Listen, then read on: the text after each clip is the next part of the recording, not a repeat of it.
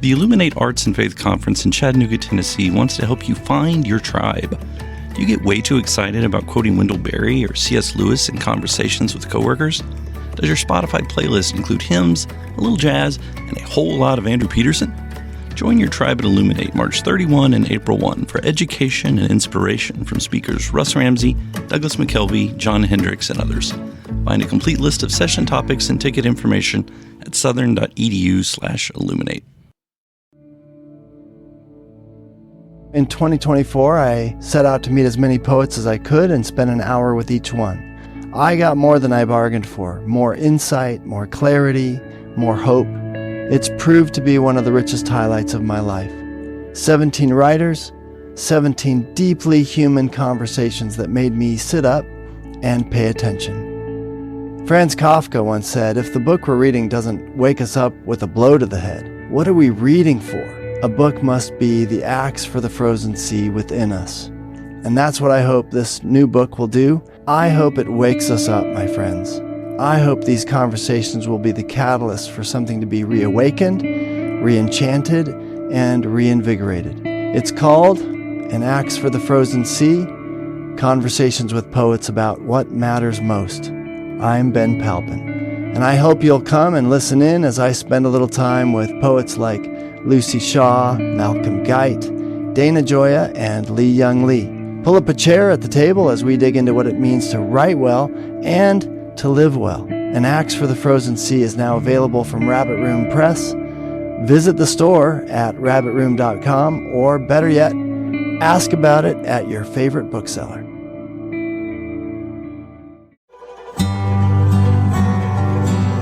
Welcome to the Habit Podcast, conversations with writers about writing. I'm Jonathan Rogers, your host.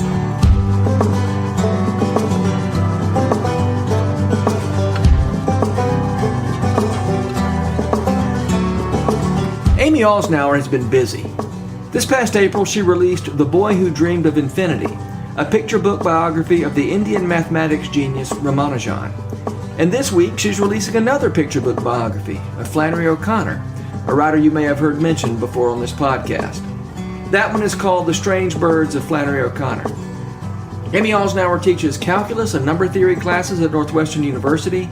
She's writer-in-residence at St. Gregory the Great, a Catholic church in Chicago. Oh, and she's curating an exhibit of Flannery O'Connor's juvenilia as part of a larger exhibit of O'Connor's life at Emory University in Atlanta. We had a lot to talk about. Hey, Amy Alznauer, thank you so much for being on the Habit Podcast today.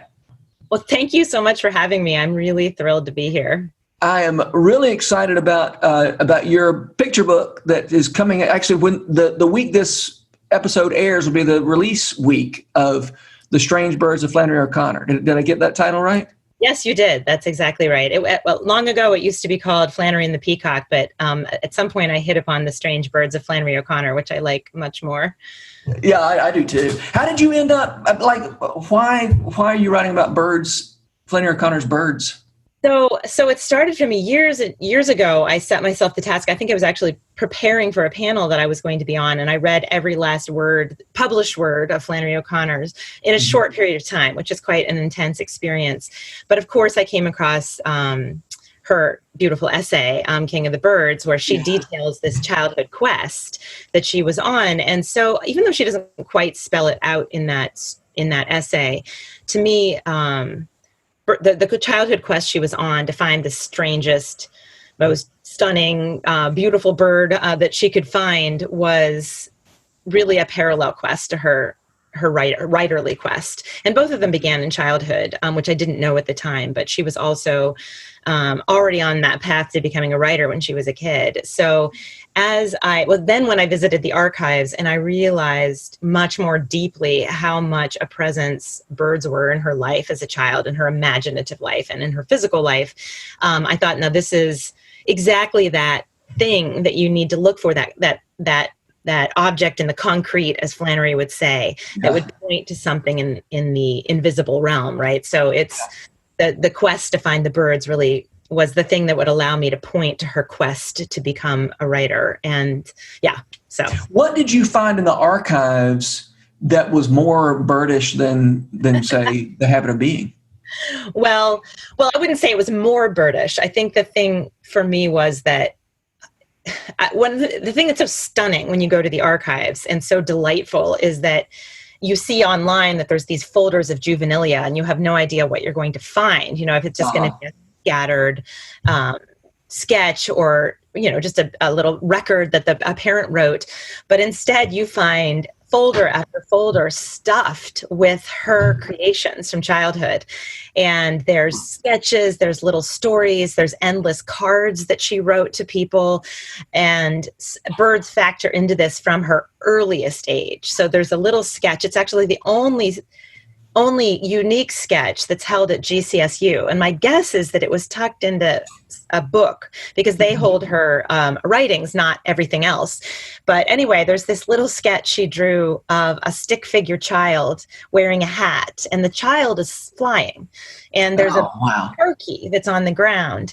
And to me, this was just, and it was a very special drawing in their family because her father carried this particular drawing in his wallet everywhere he went.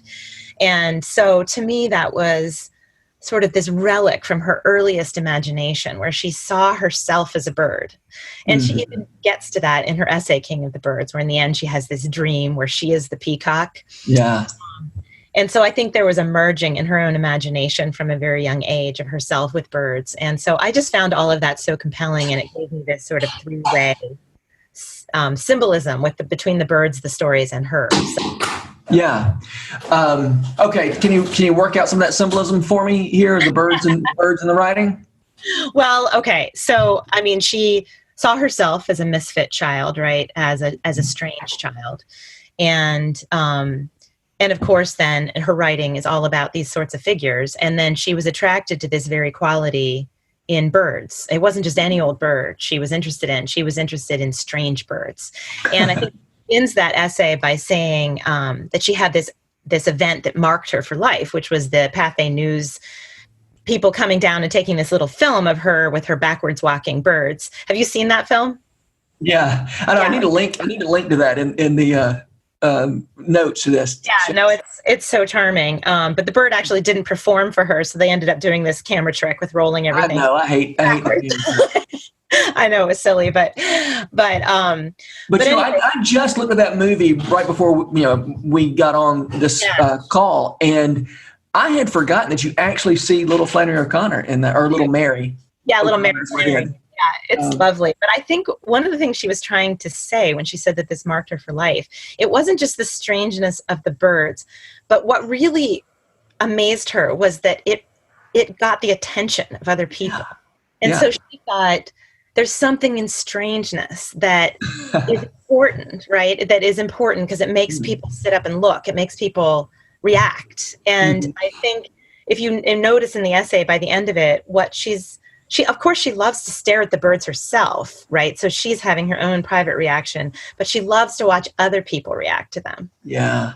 And I think for her, that was as much a part of it as anything else. And so she was a student of the world around her, but in particular the world of people and how they interacted with the world around them. So to see people have the various reactions of anger or awe or dismissal, I mean, all of that was fascinating to her. So I think in birds you can see what's really interesting to me when I'm writing about a child, because this is like a firm belief I have, is that the child is already the person they're going to eventually become. So you're not seeking out some stranger when you're looking in the archives. You're seeking out that person that you maybe already are acquainted with in their writing, but you're asking, like, how did their early imagination form and lead them to this? And so when I see her reacting to birds and loving birds and writing birds and writing about people's reactions to birds, I am seeing her imagination taking shape, so. Yeah. I love, any little clue about her childhood is so fascinating, in the letters and in the biographies and but you're right. I mean, it feels like it's the same person, just a little version of it. Exactly. And the photographs of her, I mean, you see her personality in full bloom when she is little, You can see it in her face. You can see her wry look, her sort of level gaze, her brilliant, all of it. I mean, it's there. It's beautiful. Yeah. Yeah. Can you tell a story or two about her childhood that Well, so the thing I'm obsessed with right now, and it actually took me 2 trips to the archives to really flesh out how marvelous this is, but there's all of these little books that she made. And she has this statement that's in one of her journals when she was 14. She said, I realized that I need to bring literature into being. And for her, that became both a literal task and the task of writing, but also the task of creating the books. So she was a book creator. She tied her little books together with ribbon. She actually hand bound them with wire. Oh, so wow. She foiled copper wire. I don't even know how she would have done this, because to me it's so, like, if you've ever had like a spiral bound thing come unbound and then tried to feed it back in, yeah, it's impossible. But she actually created these spiral bound books. But the thing that she created when she was 15, it was the year her father died, was this book called Mistaken Identity, which is about her own goose named Herman. They all named it Herman, and then Herman laid 7 eggs. And that Herman was Henrietta. So this story is such a beautiful, funny story in rhyme. And it also is such a beautiful metaphor, this idea of mistaken identity, and that what is true is hidden and then emerges. And the egg becomes this beautiful literal symbol, that thing in the concrete that points to the thing in the distance. So I'm just obsessed with this book. But what I found when I went back to the archives, I actually found these letters that she wrote to publishers to try to get them published. As a teenager? As a teenager at 15. So really? The first one, she sent it to Macmillan, and they turned it down. And this obviously annoyed her. So the original inscription was "To all nice geese," the original dedication, and then she changes it to "This is for highly intelligent adults and precocious children," which is actually I use that in my book as well, because I just love it. But yeah, so she changes that, and then she writes this letter to Viking, and she says, "This is not children's literature." And then her PS is, "I've seen worse published." That's amazing. So anyway, but that's her at 15, right? And it's so funny. It's sort of this outgrowth of all of these stories she wrote about birds. Like, even back in grammar school, the Sister Consolata, who was her teacher, told her that she was sick and tired of all these stories of ducks and geese. She didn't want to see either one of them. Yeah. So. And at home ec, she made clothes for, when she was supposed to make clothes, she made clothes for ducks and Herman, who was the star of Mistaken Identity, was a model in a drawing class. She brought him in so everybody could draw him. So yeah, she always had her birds. So. Oh, that's great. Did you, so what do you do? Your Mistaken Identity, you're somehow editing that? I'm editing that. We don't have a publisher yet, so I'm just hoping that we'll have a publisher for it. The estate, Flannery O'Connor estate, is very much in favor of bringing this to publication. So we just find a publisher, but I think it will. I think it will be published. So I'm editing that, which means I'm writing an introduction or an afterword, whatever the case may be. As the case may be. Yeah. But we already have the blessing from Flannery O'Connor herself, because she obviously wanted it published. That's right. Yeah. Right. Do you, so you are curating an exhibit at Emory. Yes. Tell me about that. So it's really grown into quite a big thing. Several years ago now, when I was working on this book, I just thought, other people need to see this. Like anytime I've mentioned it to somebody, they're just fascinated by the idea of Flannery O'Connor as a child and all these creations. And there's so much. I mean, I will have to choose what to put out there, but I thought people need to see this. People will need to see this. And so my original idea was to call it Imagining Flannery, and that's sort of a double meaning.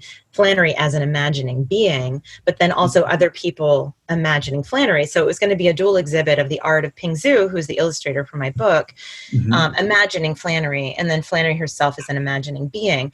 But now Emory has decided that they want to do sort of an all-out, show-stopping Flannery O'Connor exhibit.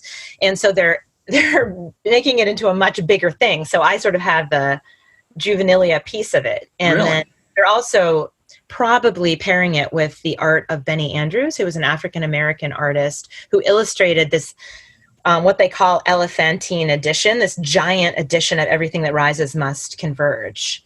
It's a stunning book. It's this big red book. I actually had to stand on a ladder to photograph it for my own notes.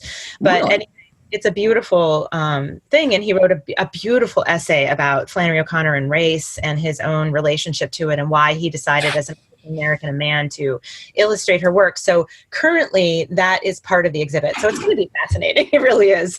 I can't wait till it happens. That's amazing. And so you said that I've never even heard of this edition. Is it? Yeah, it's not well known because, I mean, When did it come out? I mean, it's like this, I'm sure it's like hundreds of dollars to buy this book. It's gigantic. So. Yeah. Okay. So when is this exhibit going to open? Well, this all was planned before the current crisis. It was planned for 2021, but I wouldn't be surprised if that got bumped a little forward just because everything's moving a little bit more slowly. And I think we have all of this lead time. We wouldn't want to schedule it until people are actually able to attend an exhibit. So I think it will kind of be a work in progress, and we'll just see how things turn out, so. Okay, so in this juvenilia exhibit that you're curating, what kind of things are going to end up in there? I mean, besides written and drawn, I'm fascinated with that too, but what else? What other kind of things you got in there? No, I think that, besides written and drawn, that's really pretty much it. There's so much stuff. There's so much, I guess there are so many physical objects, but that's really more at Savannah, right? There's the objects from her childhood. And now that you mentioned that, I would love to include some of her little statues of birds because she had a collection. I don't know if you know about this, but she had a collection of little glass and ceramic birds, like hundreds of them, even as a charity time she was a teenager. So it was a childhood collection that she developed. But that really, since it's an Emory-based exhibit, we're really going out of the Emory archives. I think they're willing to collaborate a bit with Georgia, and they're very open to that. But anyway, so right now, what I'm really focused on, I sort of have it into categories, are her drawings, her little books, which are extensive. There's so many funny ones. There's one called Why I Chose Heart Trouble. What? How to Destroy Kittens. So there's so many. The great Flannery O'Connor, or the great M.F. O'Connor, I think is one of them. Or the priceless works of M.F. O'Connor. That's what it's called. Oh, that is so funny. Yes. So there's so many little books that I definitely want people to see. There's so many photographs, and I think that's a really important part of it. So those are the main, and then the letters. I think she designed cards, she wrote cards, she made these little folded creations. She did so many for Mother's Day, for Father's Day, for relatives, and they're always very wry and amusing. So, yeah. I love, I've never seen it, but I've heard about the little cartoon she drew that says, the mother says, hold up your head straight. And the little girl says, I heard somebody who died from holding his head up straight. And you're just as bad, Ed, or something like that. That image was really important for my book. And I actually got permission from the estate to have that in the back of my book. So you'll see that one. I'm so glad because I've never seen it. And that one's at Emory? That's at Emory. Yep. And there's similar ones. That's not the only one. She has another one. It's this little family parade, and I think she did that when she was 9. There's another one she does several years later, and it's the same parade, but it's funny because it's a lot more glum. That one's so funny, and the sun is smiling, and in the later one, the sun has lost its smile. That's great. Yeah. Okay, so you are you've been very busy because you just a few weeks ago published another book about the Indian mathematician Ramanujan. Yep, exactly. Good pronunciation too. Well, I watched a little video in which you talked about Ramanujan. So. So some people say Ramanujan. That's the British pronunciation, but it's actually possible for us to say it correctly because it's 4 unstressed syllables, the way the Tamil people say it. And I think it's just almost impossible for an English speaker to say 4 unstressed syllables in a row properly. So I don't even want to. No, I know exactly. Anyway, yes. So that book just came out. So yes, I've been very busy surrounding that. Yeah. So tell me about Ramanujan. So when I was a little girl, I was on a trip to England with my father, and this incredible thing happened. We were there to visit another mathematician, and she just told him about these boxes of papers that were kept at Cambridge Library, and she thought he might be interested because he'd written his dissertation. He's a number theorist, so she thought, it'd be interesting to look through these boxes of number theory papers. So he went there, but he'd actually written his dissertation on Ramanujan, on something called the Mach theta functions, and nobody in the world was thinking about them at the time. So he was really the only mathematician who was aware of this. Ramanujan had died, over 50 years before, and his mathematics had kind of faded away in the mathematics world. So anyway, he went and opened this box, and he saw before him these papers that were really in Ramanujan's handwriting. So it was what he'd been doing as he lay dying. And we knew that it existed because he'd written one letter to his collaborator in England, G.H. Hardy, where he talked about the Mach theta functions. And I love it that my father believes, and a lot of people believe, that he named the Mach theta functions after the Mach turtle in Lewis Carroll. Lewis Carroll fan. I just love that. But anyway, Lewis Carroll was also a mathematician, right? Yes, he was. Exactly. Yeah. But anyway, so he realized that he was looking at this lost notebook, and it was an incredible discovery. It was probably some of the most brilliant mathematics Ramanujan had ever done. And so that just shaped my early imagination. And of course, wait a minute. So when you say that shaped just that story, did mathematics shape your early imagination? So actually, I really didn't like mathematics when I was little because of how it was taught in school, I think. So there were really two tracks in my mind. There was the mathematics at home, which to me was amazing and beautiful because, I still remember my father bounding up the stairs and dancing my mother around the kitchen because he discovered something. It always gave me this sense, and we weren't a religious family, but I think it gave me the earliest sense of there being a presence beyond the self,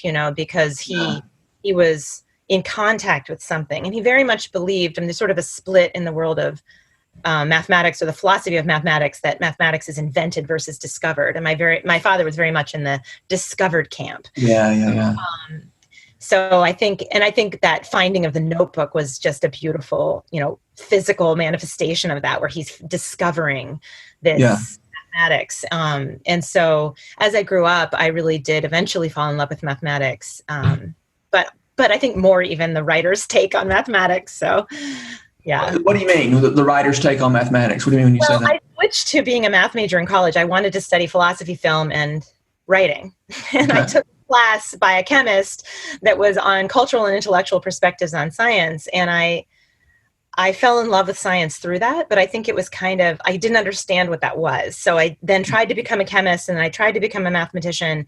And I realized at some point that I wasn't in love enough with the subject itself, but I loved communicating about it. I loved writing about it, talking to other people about it. So I still love teaching mathematics. I am not a mathematician in the sense that somebody once told me you should major in what you gossip about. And I don't, in my free time, gossip about mathematics, but I do gossip to some extent, but it's more a communicative thing. It's about articulating mathematics, to other people. Yeah. No, I love that idea of mathematics is something you discover. Yeah. It's out there that exists whether you know it or not. And the mathematician's job is to go find it and then give voice to it. Right. I was reading a Wendell Berry story. Wendell Berry? Earlier this week. And there was somebody, I guess it was Danny, whatever Danny's Latin, Danny Branch, came to the woods, and he was happy. And he says he realized that this happiness existed outside of him, and it didn't exist because he felt it. It was there, and he came to it. And that sounds like what you're talking about with mathematics, and it also feels to me like what writing feels like. That is really beautiful. Yeah, I'm reading Jayber Crow right now. I'm a huge Wendell Berry fan. Have you read Jayber Crow before? I hadn't. Really? No, I hadn't. Yes. Oh, I'm jealous that you're getting to read it for the first time. Yeah, it's amazing. I had a huge Wendell Berry phase when I was in high school, and then since then I've read a lot of his essays and reread A Place on Earth several times, but I hadn't unbelievably read Chamber Crow. So Yeah. I was How about thinking, Hannah Coulter? I have read Hannah Coulter. Yeah, what a great book. What a great book. No, I was thinking when you were talking earlier about writing and math, and there's another mathematician I really love, Maryam Mirzakhani, who was the only woman to ever win the Fields Medal. And she wanted to be a writer when she was little and then ended up becoming a mathematician. So she and I kind of went in opposite directions. But one of the things, she describes mathematics in a way that's very writerly. She says that when she's doing mathematics, she's assembling a cast of characters and trying to get them to talk to each other. Really? And I love that image, and it's really affected how I think about my own writing. When I think about a cast of characters, I don't think necessarily just about people, but about all the sort of objects or creatures, things bring into communion in a story. And I think about that with Flannery O'Connor and Strangeness as well, because I think when you bring this odd cast of characters together, you're creating sort of this unique moment that never could have happened at any other time. So yeah, a lot of metaphors that can span the two fields. Yeah. So many stories. I mean, I'm tempted to say all of them, but I'm sure it could be disproven. But it's a matter of putting people in a room who don't belong in the same place, and then see what happens. Have you ever read Danny, Champion of the World by Roald Dahl? Oh, no. You have to read it. Have you read? Do you like Roald Dahl? I have mixed feelings. You have mixed feelings. Okay. Well, even if you have mixed feelings about Roald Dahl, this one, I think you will be. It's my favorite Roald Dahl by far. Really? It's a father and son story. Uh-huh. And it is so. I mean, there's a darkness to Roald Dahl that maybe isn't. In most of his books, maybe isn't quite redeemed, but I think this story is so beautiful. And it's a story about this father and son. The father has this illegal habit of poaching pheasants from this private game land. And I always remembered, I actually listened to this because it's narrated beautifully. So if I know you like listening to books, so I recommend this as a book on tape. But there's this moment at the end where Danny's the boy, and his father are walking down the street, and his father has this iron foot because he had broken his foot earlier, and they used to put these like iron things underneath your foot and to be able so you could walk. And so he's walking down the street, and he's in this state of elation because they've just caught all these pheasants by putting them to sleep, by feeding them raisins that have sleeping pills inside of them. It's all crazy, right? It's this crazy moment. He's walking down the street, and he's waving his arms, and his iron foot is clicking on the pavement, and it says moonlit night. And I just thought, that's why you write, is to get to that scene that never could have ever happened in any other book. And it's definitely the climax of the story. It's this beautiful moment of elation. And anyway, so to me, that was that moment of bringing this odd cast of characters together, the pheasants and the raisins and this strange father and the boy and this iron foot. And there they all are dancing in the street. Yeah, that's great. Yeah, I mean, Flannery O'Connor talks about the idea of, that you're looking for an ending that is surprising but inevitable. I mean, she's not the only person talking about that, but surprising but believable. I can't remember which phrasing she uses, but okay, but you told me about how you got interested in Ramanujan, but I still want to hear a little bit about. I mean, the book isn't about you getting interested in Ramanujan, is it? Isn't? I mean, it's about him as a boy, right? Childhood again, because again, I've written 3. I didn't ever think I would write 3 picture book biographies. It started with the Ramanujan one, and then I just was really in love with that process of trying to discover the adult within the child. And so I think that's what led me to these other stories, but that's really what I'm trying to do. And asking myself the question, he was this brilliant genius, as a brilliant mathematician, but what would a boy be like who ended up being that person? And with him, there wasn't a lot to go on. So I ended up going to India, walking around in his childhood home. There was this huge temple on the street that he lived on, and he was a very devout Hindu, and he believed that from before he was born, there was this prophecy that the goddess Namagiri was going to write her thoughts on his tongue. his grandmother had this dream about him. And throughout his life, he believed that that was the source of inspiration. When he would sleep at night, he would often wake up with these ideas, and he believed that they were divinely inspired. He thought all the time about the relationship between mathematics and divinity, and believed in God. I mean, I think a lot of people see Hinduism as a polytheistic religion, but for a lot of people, it is sort of both. I mean, it is at the heart of the religion. They really believe in one God, one creator. But then they see these infinite manifestations. So he would actually associate numbers with that, like 0 was nothing, 1 was God, was the unity of God, infinity were the manifestations of God. So anyway, I really wanted to get into his boyhood. And one of the things that really helped me, there's 2 questions that someone thought to write down in their family record. And the first is, who was the first man in the world? This is his question as a little boy. Who was the first man in the world? And what is the distance between clouds? Those are such beautiful questions.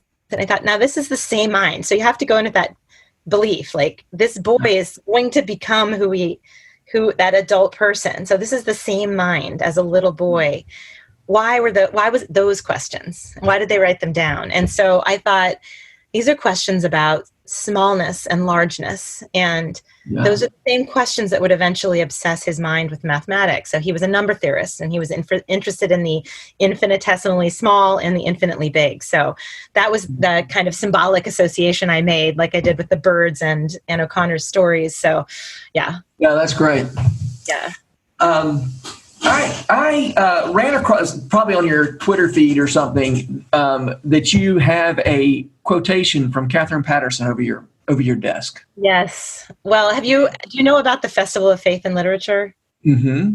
Okay. So years ago, I went to that, and she was actually the keynote speaker, and they put out these beautiful posters. And so actually I can read it to you because I'm looking at it. She says, "I want to become a spy like Joshua and Caleb. I have crossed the river and tangled with a few giants, but I want to go back and say to those who are hesitating, don't be afraid to cross over. The promised land is worth possessing, and we are not alone. I want to be a spy for hope." So I love that for so many reasons. One, I feel like it's about being a writer. So it's about that task and what it feels like. And actually in the rest of her talk, she talks a lot about wrestling with the angel. So, and I thought that's such a beautiful way of thinking about writing, that it's this wrestling with the angel. It shows both the difficulty of it and the reward of it, I guess, or the pleasure that's inherent in it. But she actually wrote that quotation in a longer essay that she wrote about whether or not she writes for children. And she said, "No, I don't write for children. I write for myself." And then she said, "No, that's not right. I write for my children, but I also write for all of the children." And she was thinking about the children of Israel. And so this was actually, this biblical quote where they were sending out scouts to the promised land. And some of them came back and said, "No, we can't go." And others came back and said, "No, we can go. It's worth possessing the promised land." And so she was saying that we're all children. And I think that actually relates to O'Connor, because O'Connor talks a lot about children in her letters and why she uses children so much in her fiction. Yeah. And one of the statements she says is that we're all children in the eyes of God. And she also relates that to the poor. We're all poor in the eyes of God. So children and the poor become literal manifestations of what we all are. And I think Flannery was always very interested. We think about her as a symbolist, right? Somebody who uses a lot of symbols, but she was extremely interested in the literal. Yeah. I don't think symbolic. I mean, I don't think when she's using metaphors, she ever wants to say that there's something like that the literal thing isn't there. The literal thing was of utmost importance to her. So yeah, because she believed that the literal the world around us was just shot through with meaning, and that if you just depict the world around us, the way what you've seen with your eyeballs, it can't help but be full of and symbolism. Yeah, exactly. I think the way a lot of people conceive of a metaphor is that there's the literal part and then there's the figurative part. And this one's true and that one's just figurative, right? But for her, they're both literal. They're both true. Yeah. So there's the point in the concrete and then there's the point in the invisible, but they're both literally true. So yes. Yeah. Yeah. And, the fact that she was a Catholic didn't hurt one bit in her, understanding of metaphor and simple. Yeah, I've been thinking so much recently about why she used children, and she has this beautiful line. Oh yeah, here it is. She has this beautiful line about children. She says, when a child draws, he doesn't intend to distort, but to set down exactly what he sees. And as his gaze is direct, he sees the lines that create motion. It's such a perplexing little thing to say. And then she later says, in that same paragraph, she talks about, as an adult now, what she's seeing as a writer, and not as an adult, as a fiction writer, she's trying to see the lines of spiritual motion. So, but she thinks that's that gaze of the child that's so, that she wants to hold on to as an adult. She wants to hold on to that literal gaze. And I think she thinks special children are particularly sort of naturally given to the literal. And so is that from a letter? What is that from? It's from Mystery and Manners, but I forget which essay. So she talks about the literal gaze of children in her letters as well. She talks about it actually when she's writing about that child. Do you remember that there's a convent that has a child, a disfigured child who they believe is a saint, who died young. Marianne. Right. And they wanted her to write the biography. And she says, she talks about that in that letter as well. So that the preface to the the Marianne thing that she wrote, which is that's collected in Mystery and Manners, isn't it? It is. Man, what a remarkable piece of writing that is. Oh, gorgeous. And actually, I realize I'm getting it wrong, because in that's the essay where she talks about how agony is given to children in special ways. Yeah. And that's what she also says at the end, when Mr. Head has his revelation. She says that agony, he's finally experiencing this agony for the first time, but the agony that is given in special ways to children. She says it exactly the same way, both in the letter and in the story. So that wasn't so much about the literal. There was some other place where she talked about I know. It was in, she was discussing Temple of the Holy Ghost. And she was saying that the child in there had a literal relationship to the meaning of communion. Yeah. And she says, and so do I. And said it's very important to her to associate herself with that child's gaze and not distance herself from it, as so many adults do. So, that's great. All right, we're getting close to the end of the time we have set aside. So I've got to ask you the question I always ask. Who are the writers who make you want to write, Amy? So there's so many. And I heard, because I listened to some of your podcasts, and I heard that Kate DiCamillo is such a common name that comes up. And I would, of course, list her. But I wanted so I was trying to dig into my thinking a little bit. And for me, poetry is a huge impetus to write. And one of the poets I absolutely love is Edwin Muir. He writes a lot about poetry. So he has a beautiful poem called The Brothers that has had a profound effect on me. Even before I started writing children's books, I wrote an essay called The Grave Mary Girls. And it has like a line that begins it, which is, in a vision I have seen my brothers playing on the green. And anyway, his poetry is just amazing. And then there's another poet, Randall Jarrell, who I love. And most people don't know this, but he wrote 4 children's books. And one of them is called Animal Family. Have you ever heard of that? No, I don't know this one. It is this beautiful, it was actually illustrated by Maurice Sendak. Really?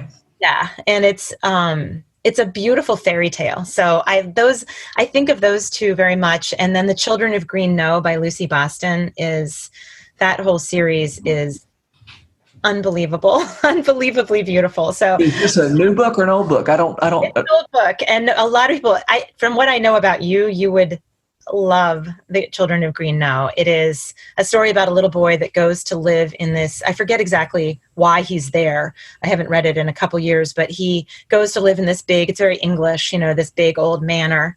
But while he's there, all these mystical things happen. There's these, I remember St. Christopher at some point the statue of St. Christopher is walking through garden, and he sees it all happen. It's beautiful. Anyway, it's done. What's the last word? The Children of Green what? The Children of Green Know. So Know is spelled Knowe.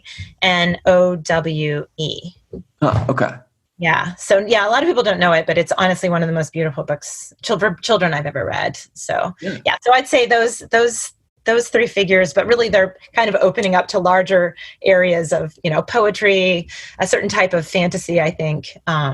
Yeah, and I think Kate DiCamillo is very much in that category. She's not a fantasy writer so much as she is somebody who writes kind of, I would call it magical realism. I don't know if other people would. But there's this element of the fantastic that comes in. So yeah, which kind of feels like the world where we live, right? Yeah, exactly. Where it feels pretty normal, and then every now and then something happens. You think that was pretty fantastical, and I didn't see that coming.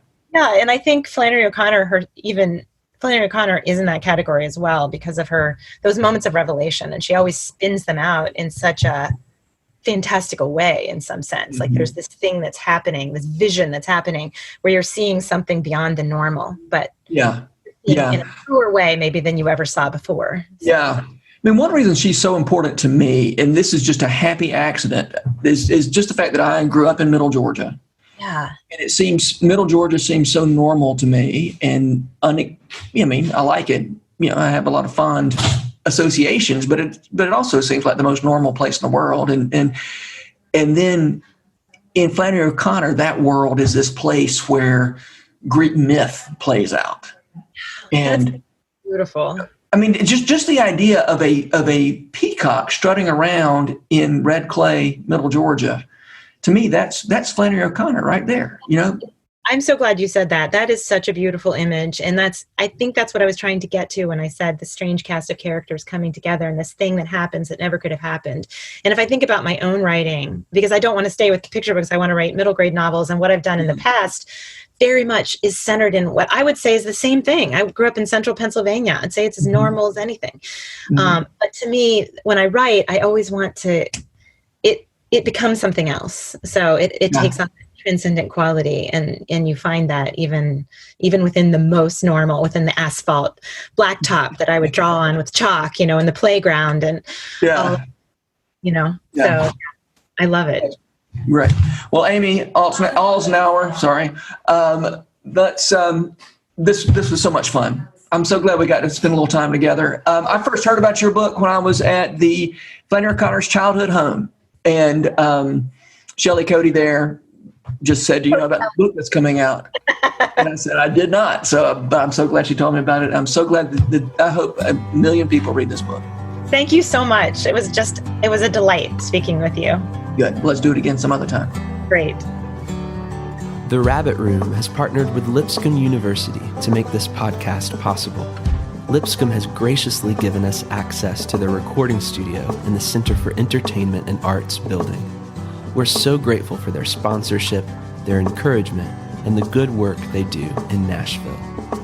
Special shout out as well to Jess Ray for letting us use her song Too Good as part of this podcast. Visit jessraymusic.com to hear more of her beautiful songs. The Habit membership is a library of resources for writers by me, Jonathan Rogers. More importantly, The Habit is a hub of community where like-minded writers gather to discuss their work and give each other a little more courage. Find out more at thehabit.co. This podcast was produced by The Rabbit Room, where art nourishes community and community nourishes art. All our podcasts are made possible by the generous support of our members. To learn more about us, visit rabbitroom.com, and to become a member, rabbitroom.com/donate.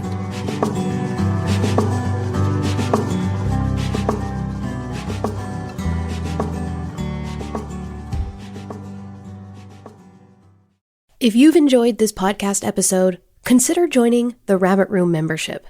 Your membership helps sustain this community, funding everything from publishing and podcasts and theater productions to events and programs that support artists who create with a Christ-centered vision. We'd love to have you on board. Learn more at rabbitroom.com/member.